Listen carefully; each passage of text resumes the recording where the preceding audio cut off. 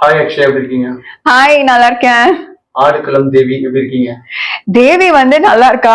சீரியல்லயும் என்ன கொஞ்சம் சோகமா இருக்கா, அவ்வளவுதான். அழுதுட்டு இருக்கா கொஞ்சம். ஏன்னா லவ் அவளை விட்டு போயாச்சு. சோ அந்த லவ் எப்படி அவளுக்கு திரும்பி வரப்போகுது அப்படிங்கறதா ஸ்டோரி. சோ அதனால இப்போதைக்கு தேவி கொஞ்சம் அழுதுட்டு சோகமா இருக்க மாதிரி காமிச்சிட்டு இருக்காங்க. ஆடுகளம் தேவி நல்லா இருக்க. ஆடுகளத்திலயும் நல்லா இருக்க. இன்னும் கொஞ்சம் சோகமா இருக்க ஆடுகளத்துல, அவ்வளவுதான். சோ இந்த கேரக்டர் எப்படி இருக்கு அண்ட் இந்த சீரியல் பத்தி என்ன அபிப்பிராயம்? இந்த கேரக்டர் பாத்தீங்கன்னா ரொம்பவே ஒரு காமான கம்போஸ்டான கேர்ள் மாதிரி காமிச்சிருக்காங்க. அதாவது வெளி விஷயங்கள்லாம் தெரியாம தான் ஃபேமிலி உண்டு, ஒரு கோபம் வராத ஒரு பொண்ணு மாதிரி காமிச்சிருக்காங்க. சோ தேவி கேரக்டர் பாத்தீங்கன்னா ரொம்ப அமைதியான ஒரு பொண்ணு.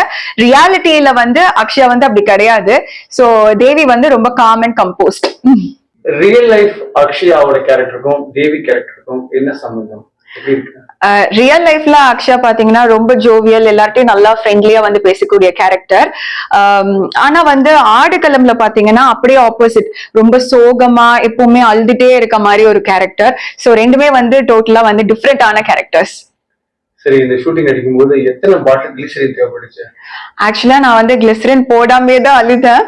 ஒரு சில சீன்ஸ்க்கு மட்டும் கிளிசரின் தேவைப்பட்டுச்சு. சோ அதனால அதுக்கு மட்டும் யூஸ் பண்ணேன். சோ எப்ப நாங்க தேவி இன்னும் மாடர்னா அழகான சீரியல் பார்க்கலாம்? தேவி மாடர்னா அழகா பாத்தீங்கன்னா கூடி சீக்கிரம் வர மாதிரி இருக்கு. அது எப்ப வராங்கிறது நீங்க சீரியல் பாருங்க, உங்களுக்கே தெரியும்.